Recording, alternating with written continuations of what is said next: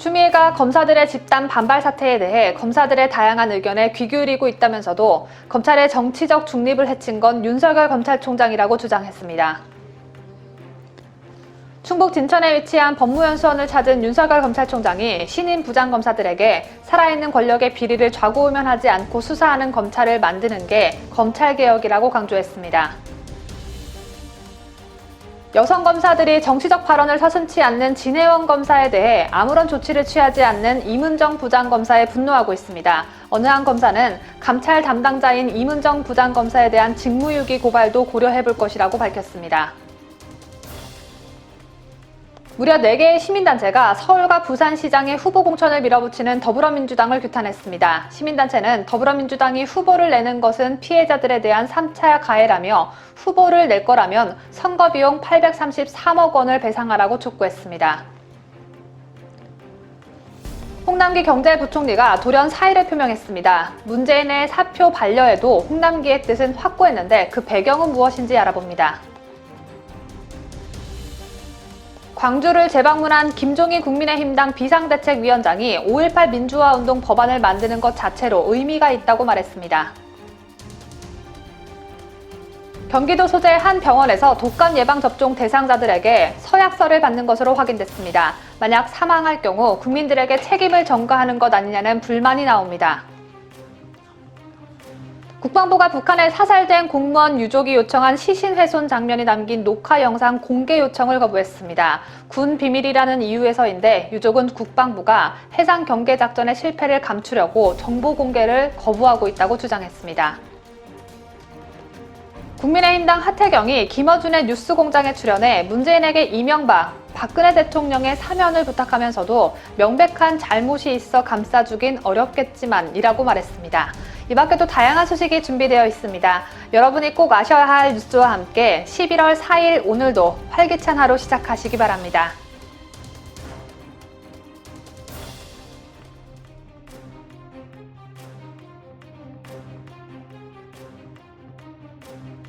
시청자 여러분 안녕하십니까? 뉴스데일리 베스트 민앵커입니다.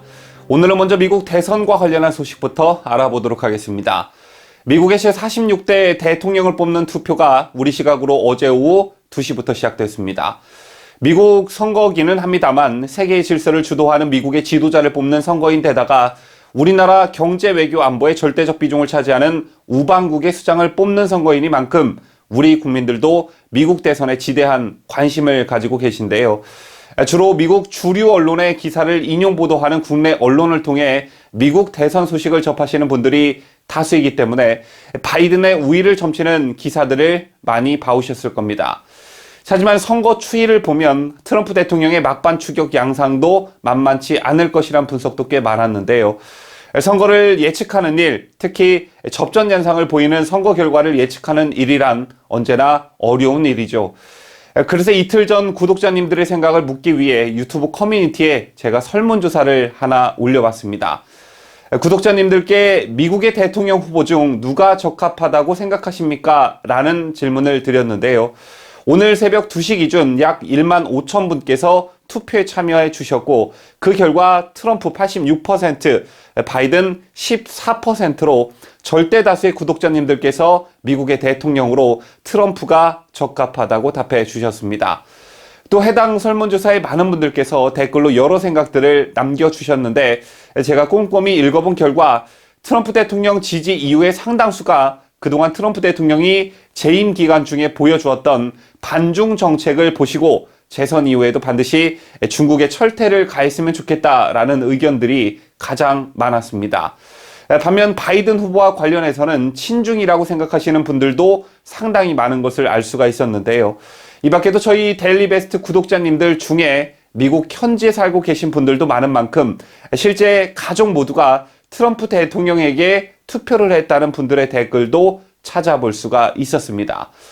저희 뉴스데일리 베스트 구독자님들의 대다수가 자유우파 성향의 분들이기 때문에 이 정도의 설문 결과라면 대한민국 자유우파 성향을 가진 국민들의 대다수가 트럼프의 당선을 원하고 있다라고 봐도 과언이 아닐 텐데요. 이번 미국 대선과 관련해선 대한민국의 좌파 진영도 트럼프의 당선을 원하고 있다는 점이 좀 특이할 만한 사항인 듯 싶습니다. 현재 한국의 좌파 진영의 여론은 김어준의 뉴스공장이 만들어가고 있다고 봐도 과언이 아니죠. 여당의 중진 의원들마저 김어준의 뉴스공장에서 만들어진 여론의 눈치를 보는 그런 상황인데요. 심지어 진중권 동양대 교수는 김어준을 정신적 대통령이라고 칭하기도 했습니다. 즉 팩트와 상관없이 좌파의 여론은 거의 김어준 말대로 전개되고 있다는 것인데, 뉴스공장의 김어준은 트럼프 지지 의사를 꾸준히 피력해왔습니다.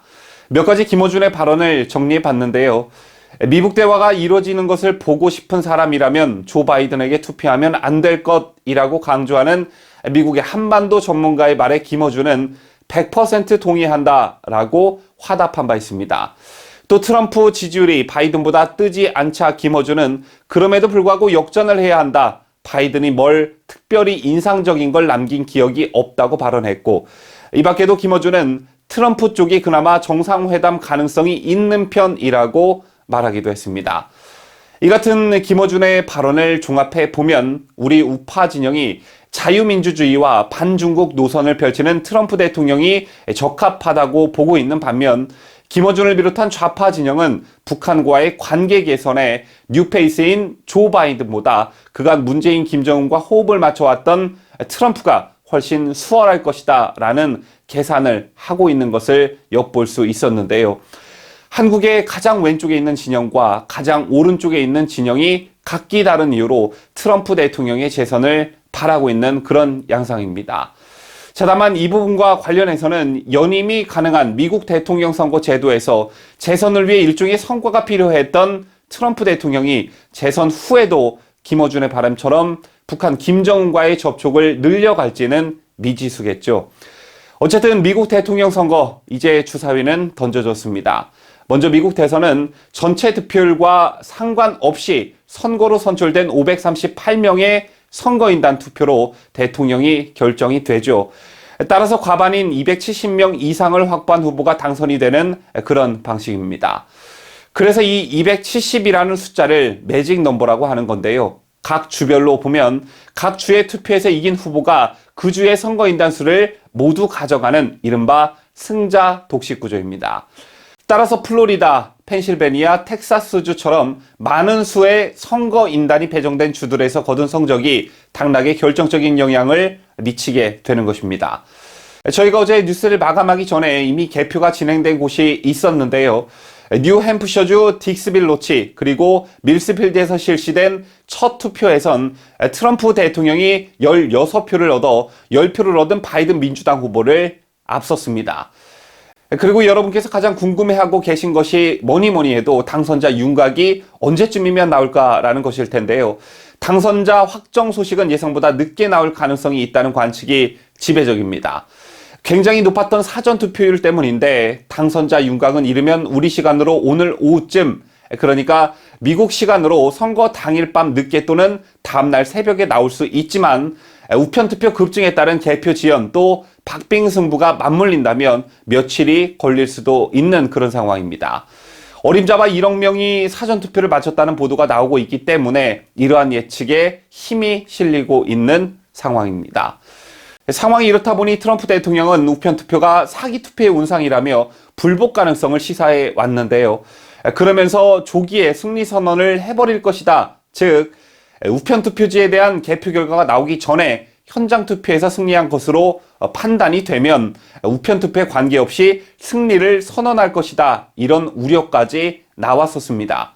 하지만 일단 조기 승리 선언설에 대해서는 트럼프 대통령이 부인한 상태이고요. 하지만 우편투표를 문제 삼아 즉각 소송전에 나설 가능성은 시사한 그런 상황입니다.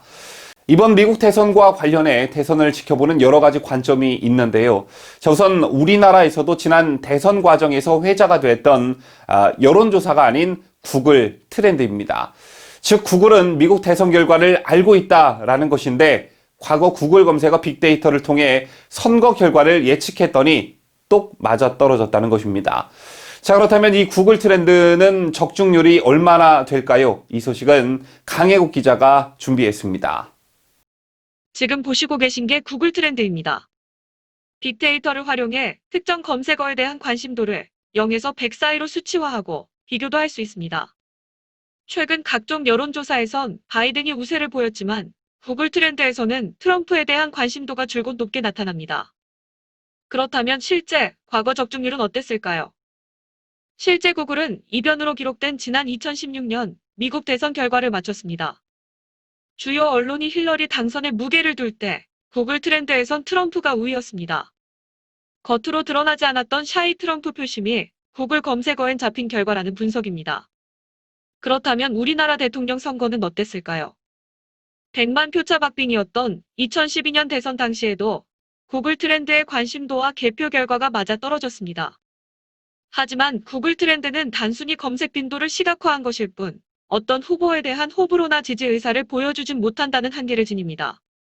실제로 지난 2018년 서울시장에 출마한 안철수 후보는 구글 트렌드를 근거로 자신의 당선 가능성이 높다고 주장했지만 막상 뚜껑을 열어보니 득표율 19.55%, 3위라는 초라한 성적으로 개망신을 당했습니다.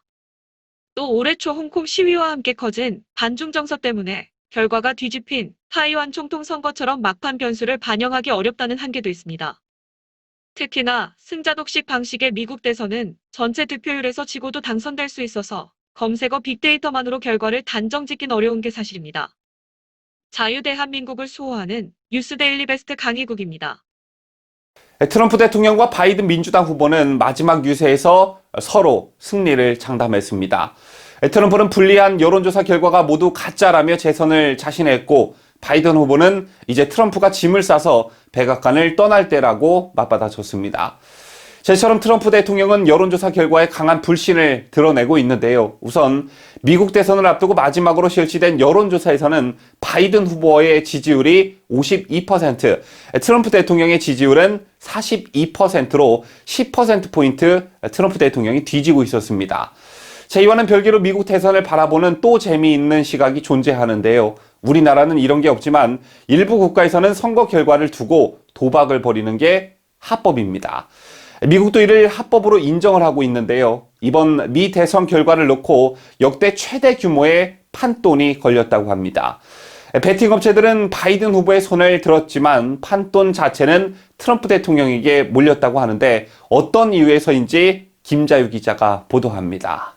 지금 보시는 사진은 세계 최대 규모의 베팅 업체 베트페어 익스체인지의 웹사이트입니다. 미 대선 결과를 놓고 우리 돈 4천억 원이 넘는 판돈이 모였는데 이는 2016년 미국 대선 당시 판돈보다 1천억 원 많은 역대 최대 규모입니다. 트럼프 대통령의 막판 추격으로 선거가 안개 속으로 접어들자 도박사들의 관심도 더욱 높아진 걸로 풀이됩니다. 이 업체가 예측한 승률은 바이든 후보 66%, 트럼프 대통령 35%였습니다. 이 외에도 미 대선 결과를 두고 베팅하는 사이트들은 모두 바이든 후보의 승리 가능성이 더 크다고 봤는데요. 하지만 실제로는 트럼프 대통령 쪽에 몰려 60%에 가까운 판돈이 걸렸습니다. 승률이 낮은 쪽이 배당률이 높아 더 많은 돈을 따려는 심리도 있지만 2016년 대선의 이변 경험도 반영됐다는 분석입니다. 한편 지난 미 대선 때 베팅 업체들은 여론조사 기관들과 마찬가지로 트럼프 대통령의 완패를 전망했지만 보기 좋게 빗나갔습니다. 자유대한민국을 수호하는 뉴스데일리 베스트 김자유입니다.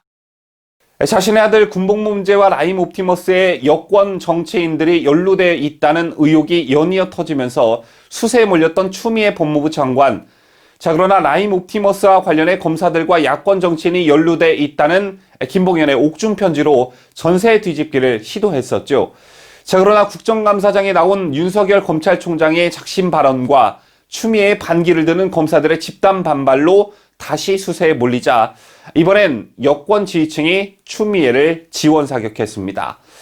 그게 바로 이른바 커밍아웃을 한 검사들의 사표를 받으라는 청와대 국민청원 게시판에 40만 명이 동의를 한 것인데, 범죄자의 말을 듣거나 아니면 지지층들의 집단 움직임을 이용하거나 이들의 전술 전략은 예나 지금이나 다를 게 없었습니다.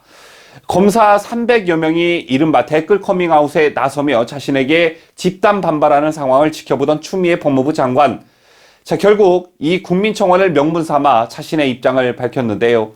청와대 국민청원이 20만 명을 넘으면 청와대가 답변을 하게 되어 있지만 이번엔 난데없이 추미애가 직접 나서 입장을 밝힌 것입니다. 자, 뭔가 부자연스러운 장면이었는데 어제 입장문에서 추미애는 윤석열 총장을 재차 비판했습니다. 검찰총장의 언행과 행보가 검찰의 정치적 중립을 훼손하고 국민적 신뢰를 추락시키고 있다고 한 것인데요. 여기서 검찰총장이라는 주어를 추미애 법무부 장관이라는 말로 바꾸면 아주 100% 맞는 정답이 됩니다. 추 장관은 또 검사들과 소통해 검찰개혁을 완수하겠다며 개혁의 길에 함께 동참해 줄 것을 기대한다고 밝혔고, 대다수 일선 검사들은 묵묵히 맡은 업무에 충실한다는 걸 잘 안다고 덧붙였습니다. 이 대목에서는 얘네들의 특기인 갈라치기, 분열시키기 전략이 고스란히 표출되어 있었는데, 커밍아웃을 한 검사들과 그렇지 않은 검사들을 갈라놓고 이간질시키기 딱 좋은 말이죠. 자, 이처럼 집단 반발에 나선 평검사들을 존중하는 모양새를 취하면서도 윤 총장이 검찰개혁의 대상이자 걸림돌이라는 입장을 추미애는 재차 강조했습니다. 한편 윤석열 총장은 이 같은 추미애의 공격이 있었던 날 충북 진천에 있는 법무연수원을 방문해 신임 부장검사를 상대로 강연을 했습니다. 윤 총장의 내부 결속 행보가 본격화됐다는 분석이 나왔지만 대검찰청은 이미 예정된 일이라면서 확대 해석을 경계했는데요. 여기서 또 윤석열 검찰총장이 의미심장한 말을 했습니다. 어떻게 보면 의례적이고 관례적인 말일 수도 있겠으나 시기가 시기인 만큼 여러 가지 해석을 낳고 있는데, 윤 총장은 이날 강연에서 살아있는 권력 비리도 좌고우면하거나 눈치 보지 않고 수사할 수 있는 검찰을 만드는 게 검찰개혁이라고 강조한 것으로 전해집니다. 또 윤 총장은 이런 검찰개혁을 통해서 사회적 약자를 보호하는 게 검찰의 역할이고 국민의 검찰이 되는 길이라고도 강조한 것으로 전해졌습니다. 한편 지난달 진천 법무연수원으로 세 번째 좌천성 인사 조치됐던 한동훈 검사장관은 언론을 의식해서인지 간부 인사 때 짤막한 인사만 나눴습니다. 누누이 말씀드리지만 이제 윤석열 총장이 말뿐이 아닌 행동으로 살아있는 권력 비리에 대한 수사의 칼을 대야 자신의 행보가 국민들로부터 지지를 받고 언행일치의 모습을 보여줄 수 있다고 생각하는데요. 추미애와 윤석열, 윤석열과 추미애, 외나무 다리에서 마주한 두 사람, 최후의 승자는 누가 될까요? 국민들의 눈과 귀가 두 사람의 행보에 집중되고 있습니다. 어제 뉴스에서 서울 동부지검에서 일하는 공무원 신분 진혜원 검사가 정경심의 무죄를 주장하는 글을 버젓이 올리고 윤석열 검찰총장을 비난했다는 소식 전해드렸었죠. 이에 대해 여성 검사들이 분노하고 나섰습니다. 그런데 분노의 대상은 진혜원 검사뿐 아니라 현재 대검 감찰정책연구관에 재직 중인 이문정 부장검사입니다. 여성 검사들은 감찰 전문가인 이문정 부장검사가 검사로서 도에 지나친 행태를 보이는 진혜원 검사에 대해 왜 아무런 언급을 하지 않느냐고 따져묻고 있습니다. 검찰의 제 식구 감싸기를 저격해온 이문정 부장검사가 징계 요청까지 받은 진혜원 검사 건엔 유독 입을 닫으면서 이중적인 모습을 보이고 있다는 겁니다. 어제 3일 감찰 내부망 2+의 한 여성 검사는 댓글로 진혜원 검사를 거론하며 이문정 부장검사의 이중잣대를 꼬집었습니다. 그는 검사의 중립 의무를 저버린 채 소셜 네트워크를 통해 지극히 정치 편향적인 글을 끊임없이 쏟아내시는 진혜원 부부장에 대해 감찰 전문가이신 임 부장님께서 아무런 언급을 하지 않으시는 것은 임 부장님께서 그렇게도 자성을 요구해 오셨던 제 식구 또는 재편 감싸기의 한 모습이라며 두 분 모두 후배의 두에는 내부 개혁을 위해 순수한 마음으로 노력하시던 초심은 더 이상 찾아볼 수 없고 또 다른 유형의 정치 검사로밖에 보이지 않는 게 솔직한 마음이라고 했습니다. 그러면서 그는 두 분은 결코 두 분의 행동에 대해 자성할 것 같지 않으시니 이에 대해 후배의 자성의 목소리 하나쯤은 있어야 하지 않겠느냐며 두 분의 재편 감싸기와 정치적 편향에 대해서도 타산지석으로 삼아 함께 자성하겠다고 비판했습니다. 진혜원 검사는 지난 7월 박원순 전 서울시장의 직원 성추행 사건이 알려진 이후 페이스북에 자신이 박 전 시장과 팔짱 낀 사진을 올리고 내가 박 전 시장을 추행했다고 적었습니다. 여성 변호사에는 이 글이 검사징계법상 검사로서의 체면이나 위신을 손상하는 행위로 보고 대검의 진 부부장에 대한 징계를 요청했습니다. 그러나 대검 감찰부는 아직까지도 깜깜무소식입니다. 진혜원 검사는 지난달 25일 대검찰청 앞에 시민들이 윤석열 검찰총장을 응원하며 보낸 화환이 늘어선 것에 대해 페이스북에 대검 나이트라도 개업한 줄 알았다고 비난하기도 했습니다. 이 글에서 진혜원 검사는 윤 총장을 조폭 두목에 빗대기도 했는데 이 때문에 검찰 내부에서 총장에 대한 공개 모욕으로 감찰 대상이란 지적도 나왔습니다. 이에 대해 또 다른 여성 검사도 댓글에서 진혜원 검사를 거론하며 표현의 자유나 정치적 견해 다툼으로 포장하기에는 선을 넘어도 한참 선을 넘었다. 전 국민이 그런 글들을 접하면서 사실로 받아들일 수도 있다는 게 한심하고 혈압 올라 참을 수도 없다. 제대로 조치를 취해 주시지 않으면 감찰 담당자에 대한 직무유기 고발도 고려해 볼 것이라고 말했습니다. 서울과 부산시장 보궐선거에 더불어민주당이 후보를 내기 위해 당원까지 개정하자 시민단체들이 권력형 성범죄 피해자들에 대한 명백한 3차 가해라고 비난했습니다. 무려 4개의 시민단체가 모여 부끄러움을 모르는 뻔뻔한 더불어민주당을 규탄했는데 이들은 민주당이 권력 재창출에 급급해 국민과의 약속을 헌신짝처럼 버렸다고 일갈했습니다. 강혜국 기자가 보도합니다. 바른인권여성연합, 행동하는 자유시민, 자유경제네트워크, 교육바로 세우기 운동본부 등 4개 시민단체는 어제 왔던 3일 서울 중구 서울시청 정문 앞에서 기자회견을 열고 민주당의 서울 부산시장 공천은 피해자들에 대한 죄책감 없는 3차 가해라며 공천 결정을 철회하고 피해자와 국민 앞에 석고대죄하라고 촉구했습니다. 이들 시민단체는 박 전 시장의 장례를 서울특별시장으로 치르고 오거돈 전 시장의 부실 수사를 방조한 것은 피해자들에 대한 2차 가해라며 이런 상황에서 당원을 내세워 서울 부산시장의 후보를 내겠다는 결정은 피해자들에겐 명백한 3차 가해라고 분노했습니다. 그것도 오거돈 시장과 박원순 시장 둘 다 성추문으로 지금 불명예스럽게 서울시장에서 또 부산시장에서 다 무효한 상태인데 지금 이 공석을 만들어놓고 이 시정을 시민단체들은 박 전 시장과 오 전 시장의 위력에 의한 권력형 성범죄에 대한 수사는 아직도 제대로 진행조차 되지 못하고 있다며 이들의 반복적이고 악질적인 성추행과 성폭행 때문에 평생 씻을 수 없는 상처를 입은 피해자들의 보상과 치료도 제대로 이루어지지 않고 있는 상황이라고 지적했습니다. 이어 민주당은 소속 단체장의 악질적인 권력형 성폭력 사건에 대한 반성과 사죄도 없이 오로지 권력 재창출에 급급해 국민들에게 한 약속을 헌신짝처럼 버리고 있고 대한민국의 상식과 염치를 모두 파괴했다고 비난했습니다. 시민단체들은 민주당은 서울 부산시장의 후보를 공천하겠다는 결정을 당장 철회하고 민주당을 대표했던 두 시장의 파렴치한 잘못에 대해 피해자들에게 진심으로 사과해야 한다며 그것만이 집권 여당으로서 할 도리이고 그것이 진정한 책임 정치라고 목소리를 높였습니다. 민주당 소속 단체장의 권력형 성범죄로 발생한 보궐선거에는 838억 원이나 되는 엄청난 세금이 낭비된다고 지적한 시민단체들은 민주당은 선거 비용에 대한 실질적인 부담도 논의해야 마땅하다. 3차 가해를 즉각 중단하고 피해자들에 대한 사죄와 피해 보상에 나서야 한다고 강조했습니다. 보궐선거에 들어가는 838억 이것은 국민의 혈세입니다. 국민의 혈세가 내년에 또다시 낭비되게 생겼는데 더불어민주당은 그 책임도 짓지 않고 또다시 후보를 내겠다고 합니다. 더불어민주당이 후보 공천을 하겠다면 선거에 들어가는 838억을 당장 배상하라. 앞서 민주당은 서울 부산시장 보궐선거 후보 공천을 위해 지난달 31일부터 지난 1일까지 온라인 전당원 투표를 실시해 86.64%의 찬성표를 받았지만 투표율이 26.35%에 그쳐 무효 논란이 일었습니다. 그럼에도 민주당은 이날 중앙위원회를 열고 중앙위원회 과반수 찬성을 얻었다는 귀신 신나라 까먹는 듯한 주장을 밀어붙이며 당원 개정 의건을 의결했습니다. 뉴스데일리 베스트 강혜국입니다.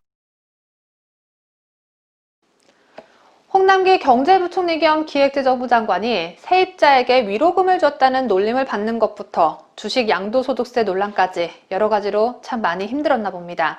홍남기 부총리가 돌연 사의를 표명했습니다. 그런데 홍남기 부총리가 사의를 표명한 때는 문재인이 이미 사표를 반려한 후였습니다. 문재인 입장에선 문 씨 주변에 인물이 워낙 없다 보니 후임을 찾아 나서기엔 피곤해질 것 같아서 사표를 받아들이지 않은 것으로 보여지는데 문재인의 사표 반려 소식을 홍남기 부총리는 듣지 못했다고 했습니다. 정말 듣지 못한 것일 수도 있지만 일부러 듣지 못한 척 한 걸 수도 있습니다. 홍남기 부총리의 사직 의지가 확고하기 때문입니다. 3억이라는 기준이 한 종목의 3억이기 때문에 정부로서는 이와 같은 자산소득에 대한 과세 공평 차원에서 기존에 발표한 방침대로 가야 된다라고 봤습니다. 그러나 어제 그저께 고위당정청 회의에서 여기에 대한 논의가 있었습니다. 일단 현행처럼 10억을 유지하는 걸로 고위당정청회의에서 결정을 했다는 말씀을 드리고요. 물론 저는 바람직하지 않다고 해서 반대 의견을 제가 제시를 했습니다. 그러나 여러 가지 고위당정청에서 더 큰 틀 차원에서 10억을 유지하기로 했기 때문에 제가 앞으로 10억이 현행과 같이 유지가 될 거라고 이렇게 말씀을 드릴 수 있겠고요. 이와 같은 상황이 한 2개월간 계속 갑론을박이 있는 상황이 전개된 거에 대해서 누군가 이렇게 책임 있는 자세가 필요하다 싶어서 제가 현행대로 가는 거에 대해서 책임을 지고 제가 오늘 사의 표명과 함께 사직서를 제출했다는 말씀을 드립니다. 10억으로 유지된다는 말씀을 이해하겠고요. 근데 갑자기 여기서 이제 우리 부총님의 거치 문제까지 말씀을 하셔서 놀랍고도 좀 안타까운 마음입니다. 일각에서는 홍남기 부총리가 문재인 정권 하에 경제가 회복 불능 상태에 접어들면서 정권이 막바지에 접어들기 전 정권에서 탈피하려는 것 아니냐는 말도 나옵니다. 문재인이 시키는 대로 했다가 혼자 독박 쓰게 생겼으니 이 파탄난 경제적 책임을 조금이라도 덜기 위한 작전이라는 해석입니다. 또 대주주 3억 원 기준과 관련한 국민청원에 청와대가 기존 원칙을 고수하지 않고 답변 연기라는 유보적인 입장을 취한 것에 대한 서운함도 사의 표명에 영향을 줬을 것으로 풀이되고 있습니다.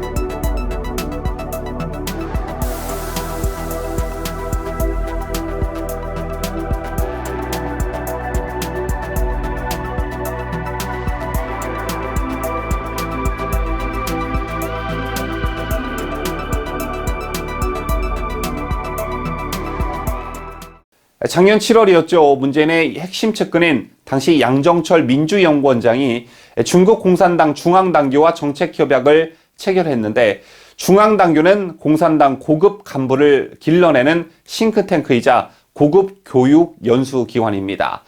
마오쩌둥 후진타오 전 주석과 시진핑 주석 등이 이곳 교장을 거쳤는데 중국 리더십의 사관학교로 여겨지며 최고 지도자들이 당의 방침을 알리는 곳이기도 하고 또 공산당 고위 간부직에 오르기 위해선 반드시 이 기관에서 수학을 해야 합니다. 한국 정당의 싱크탱크가 중국 공산당 중앙당규와 정책협약을 맺는 것은 사실상 초유의 일이었습니다. 자, 때문에 정치권 일각에서는 이해창 민주당 대표의 20년 집권론을 위해 중국의 일당 독재를 배우러 가는 것 아니냐라는 우스갯소리도 있었는데요. 어제는 이낙연 더불어민주당 대표가 싱하이밍 주한 중국 대사를 만났습니다. 이 자리에서 이낙연은 민주당은 중국 공산당과 더 교류할 것이라고 밝혔는데요. 자, 이 밖에 어떤 발언들이 더 있었는지 강혜국 기자가 보도합니다. 어제 오전 국회에서 싱하이밍 주한 중국 대사의 예방을 받은 후 이낙연 더불어민주당 대표는 싱 대사가 시 주석의 한국 방문 계획은 여전히 흔들림이 없다고 말씀해 주셨다며 특별히 시기를 논의한 것은 아니지만 시 주석의 방한 계획은 흔들림이 없다고 재차 강조했습니다. 그러면서 이 대표는 민주당과 중국 공산당 간 교류도 적극 추진하기로 했다고 밝혔는데요. 이 대표는 민주당과 중국 공산당 간 정당 교류를 더 원활하게 하기로 합의했다며 싱 대사가 가능한 한 빠른 시일 내에 중국을 방문해달라고 했고 저도 중국 공산당 간부들이 한국에 오시면 모시고 싶다고 얘기했다고 말했습니다. 하지만 이 대표는 싱 대사와 만난 자리에서 시 주석이 6.25 전쟁을 두고 미국의 북침이라며 역사를 왜곡한 것에 따른 유감 표명은 물론 아무런 언급도 하지 않은 것으로 전해졌습니다. 앞서 시 주석은 지난달 23일 중국군 항미원 조작전 70주년 기념식에서 6.25 전쟁을 제국주의의 침략이라고 규정하며 침략자 미국을 때려눕혀 신중국의 대국 지위를 세계에 보여줬다고 주장해 논란이 일었는데 대한민국의 여당 대표로서 이런 망언에 이런 방구 항의조차 하지 않은 것입니다. 이런 가운데 이 대표가 시 주석의 방한과 중국 공산당과 교류를 강조하고 나서는 등 노골적인 친중 행보에 나섰다는 비판이 나왔습니다. 황태순 정치평론가는 뉴데일리와 통화에서 이 대표가 아직 중국의 한한령이 해제되지 않은 상황에서 사대주의적 발언을 서슴지 않는 것을 보니 친중을 넘는 모화사상적 사대주의자 같다며 이 대표를 비롯한 민주당의 친중 행태는 변함이 없는 것 같다고 비판했습니다. 자유대한민국을 수호하는 뉴스데일리 베스트 강희국입니다.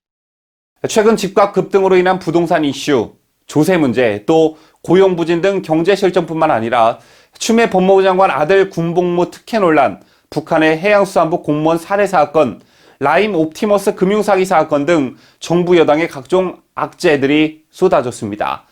하지만 국민의힘 지지율은 9월 이후 20% 안팎의 박스권에 갇혀서 좀처럼 상승할 기미를 보이지 않고 있는데요. 거대 양당 체제인 우리나라 정치 지형에서 하나의 정당이 실정이 계속되면 다른 정당이 반사 이익을 얻곤 했는데 여당인 민주당에 실망하는 민심도 분명 읽혀지지만 그 민심이 국민의힘으로 옮겨가지 않고 있는 그런 상황인 것입니다.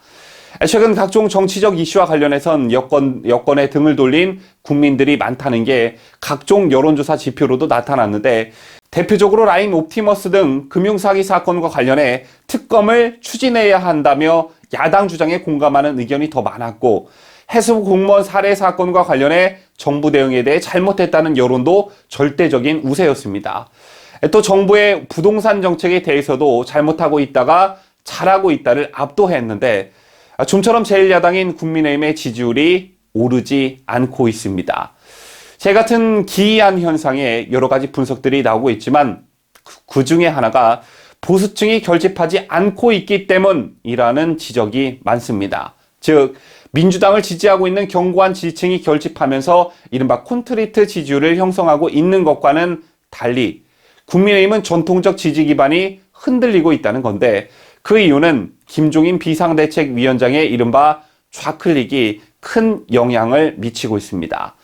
즉 집토끼부터 견고히 한 다음 외연 확장에 나서야 하는데 집토끼들도 표를 줄까 말까 반신반의하고 있는 상황에서 집토끼들이 싫어하는 집만 골라 하니 당 지지 기반 전체가 흔들리고 있는 것입니다.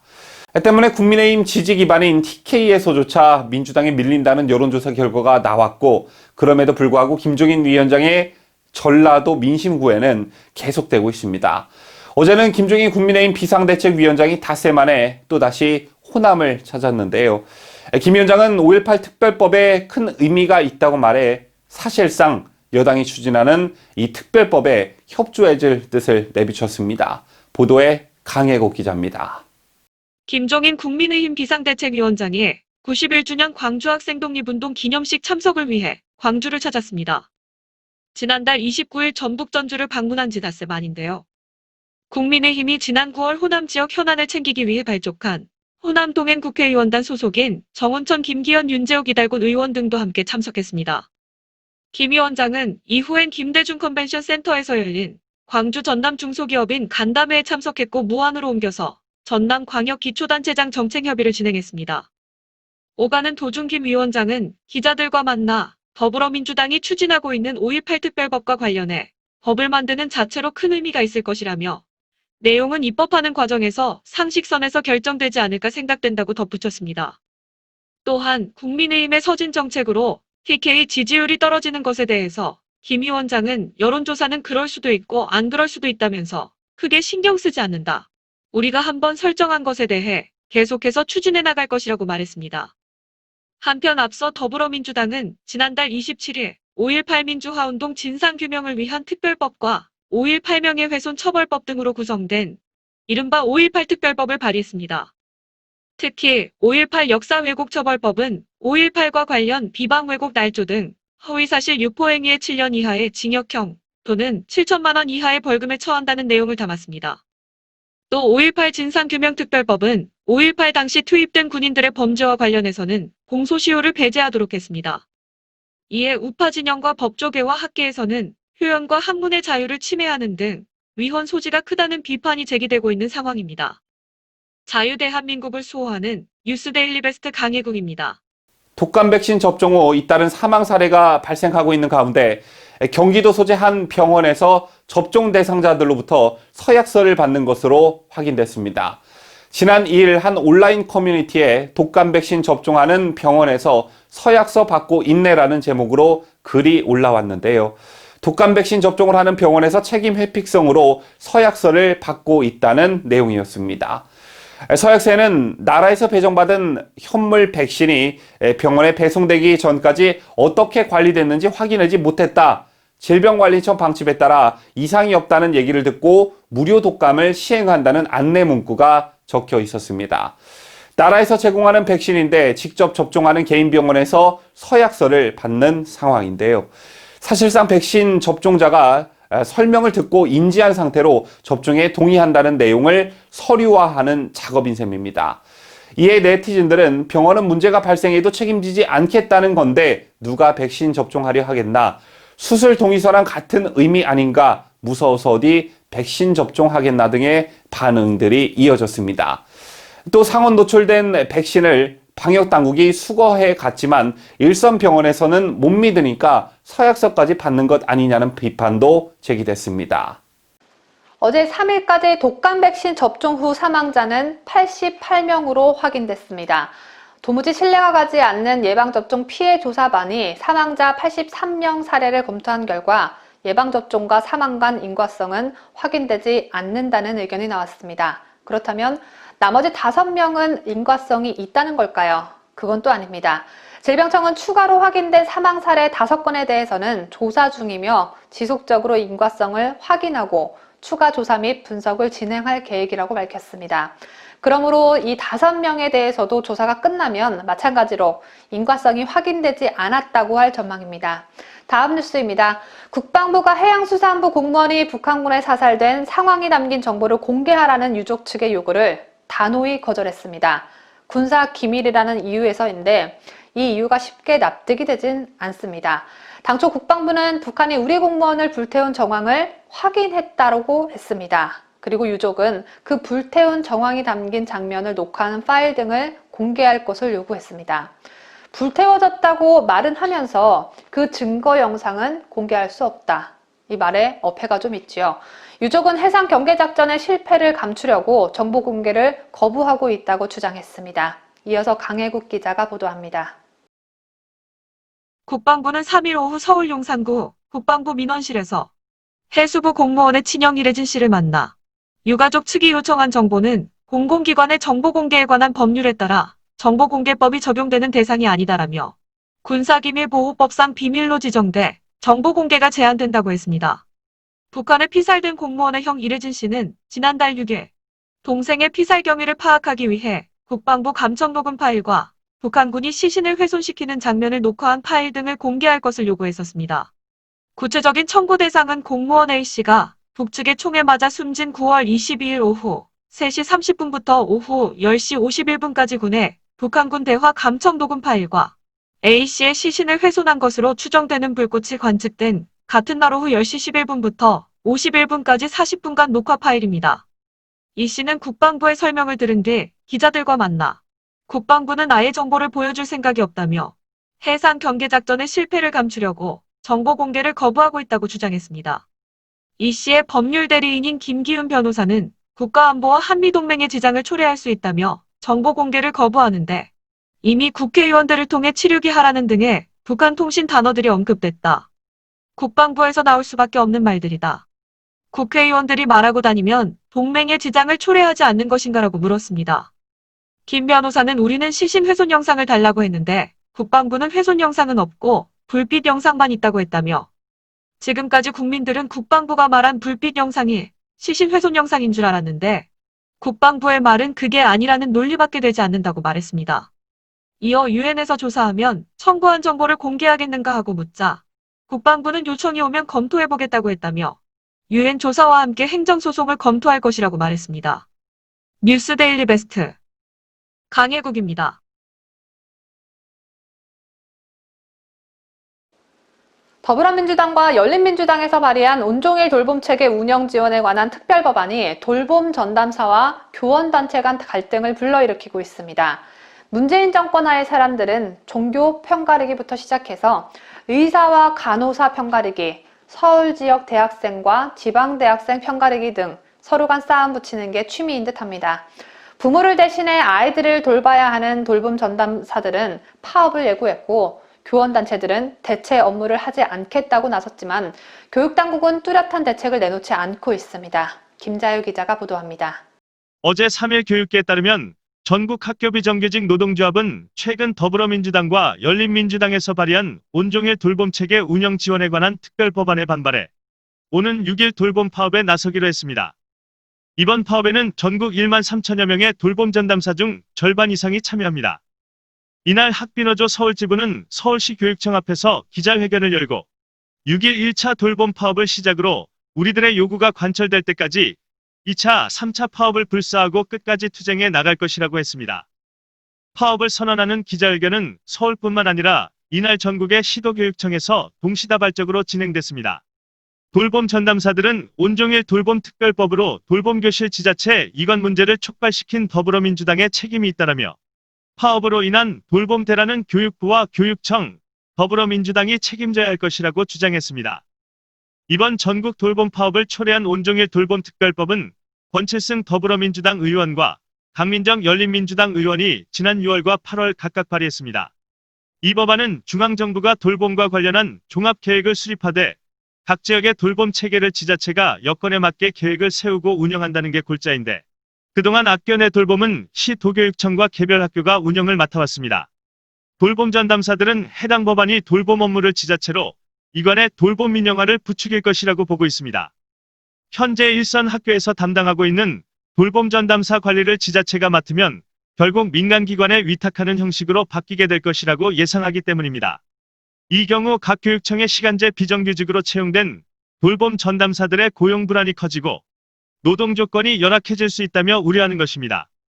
문제는 돌봄 전담사의 파업이 이틀 앞으로 다가왔는데도 교육당국이 아직까지 뚜렷한 해결책을 내놓지 못하고 있다는 점입니다. 동양 철학을 전공한 유은혜의 교육부는 서로 간 입장차를 좁힐 수 있는 방안을 시급히 내놔야 하는 상황입니다. 현재 교사들도 돌봄 대체 인력 투입을 거부하고 있어 파업이 벌어질 경우 아이들과 학부모의 불편을 초래하기 때문입니다. 한국교원단체총연합회는 돌봄 파업 대책을 내놓지 못하고 있는 교육당국에 대해 돌봄 파업이 코앞인데 교육부와 시도교육청은 언제까지 무대책으로 방치할 것이냐며 파업을 강행할 경우 학교가 어떻게 대처하고 학부모에게 미리 어떻게 안내할지 명확한 지침을 마련해 당장 제시하라고 촉구했습니다. 뉴스데일리 베스트 김자유입니다. 국민의힘당 소속 하태경이 문재인에게 이명박 전 대통령과 박근혜 대통령의 사면을 부탁했습니다. 사면을 부탁한 자리는 TBS 라디오 김어준의 뉴스공장입니다. 이명박 전 대통령 재수감에 대한 논평을 해달라는 김어준의 질문에 하태경은 전직 대통령들은 박근혜 전 대통령까지 전체 재판이 다 끝나면 문재인 대통령께서 통 크게 사면하고 라고 말했습니다. 하태경이 이런 말을 할 수 있는 자격이 있는 사람인지 참 의문인데다 통 크게라는 가벼운 용어를 썼다는 것에 화가 나는데 더욱 화나게 하는 발언이 또 있었습니다. 명백히 잘못한 게 있기 때문에 그것에 대해서 뭐 감싸기는 어렵지만은 어쨌든 한 나라의 얼굴이었던 분이라서 굉장히 안타깝죠. 안타깝고 사실 이게 정파적으로 반대파들은 또 생각이 다르겠지만 국가 전체를 보면 불행이거든요. 그래서 불행이죠. 그래서 아무튼 이런 일이 다시는 일어나서는 안 되고 또 전직 대통령들은 좀 전체 재판이 다 끝나면 저는 문재인 대통령께서 좀 통 크게 사면하고 하는 뭐 이런 것도 사면의 시점은요? 재판이 다 끝나야겠죠. 이제 박근혜 대통령도 있으니까. 두 부전 대통령의 현이 다 확정된 다음에. 예, 그럼 좀 고려해 주십사. 전 대통령한테 부탁드리고 싶어요. 명백히 잘못한 게 있기 때문에 감싸기는 어렵겠지만 하태경의 이 말은 전직 대통령들의 죄가 있음을 하태경 자신도 인정하고 확신한다는 뜻이 되겠죠. 즉, 죄는 지웠지만 통 큰 아량을 베풀어 한 번만 봐주세요 라는 문장으로 하태경의 발언을 함축할 수 있습니다. 하태경의 경박하고 굴욕적인 행태는 이뿐만이 아닙니다. 함께 출연한 더불어민주당 정청래는 우선 하태경 의원님께서 말씀하신 사면 얘기는요, 본인이 죄를 인정하고 용서를 구해야 사면이 가능한 거거든요. 근데 어제 용서를 구하는 게 없고 인정하는 것도 없었어요. 오히려 나를 구속해도 뭐 진실은 가둘 수 없다 이런 말씀을 하셨는데, 이건 정봉주 전 의원이 수감 당할 때 그때 했던 말하고 비슷합니다. 거의 똑같아요. 네. 그래서 일단 정봉주 의원은 재심 청구를 해서 재심을 받아야 될 것 같고, 그거는 사실 법으로도 말이 되는 게, 정봉주 의원은 BBK가 결국 이명박 전 대통령 것이다라는 정봉주의 주장이 십몇 년 만에 지금 입증이 된 겁니다. 예. 그리고 또 하나는 이명박 전 대통령에 대해서 BBK에 대해서 면죄부를 줬던 특검에 관련했던 관련자들은 전 수사해야 된다고 봅니다. 그 정봉주 전 의원님은 이제 무고한 게 밝혀졌다면, 결백이 밝혀졌다면 재심을 해야죠, 당연히. 그때 BBK 실소유주가 이명박이라는 증거가 차고 넘쳤다고 주장한 정봉주의 재심 청구를 옹호한 하태경. 이러고도 이전 대통령의 사면을 입에 담는 하태경의 실체가 더욱 궁금해집니다. 그리고 제발 방송에 나와 야당 패널 자리에 앉지 말고 여당 패널 쪽에 앉길 바랍니다. 그 자리가 훨씬 더 잘 어울립니다.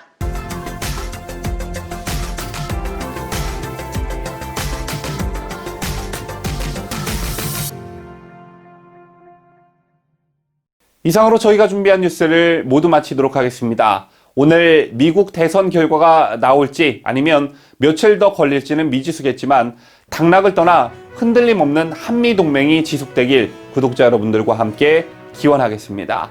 지금까지 저는 뉴스데일리 베스트 민앵커였고요. 저는 내일 더 알찬 소식으로 여러분들을 찾아뵙겠습니다. 끝까지 시청해주신 여러분 대단히 감사합니다.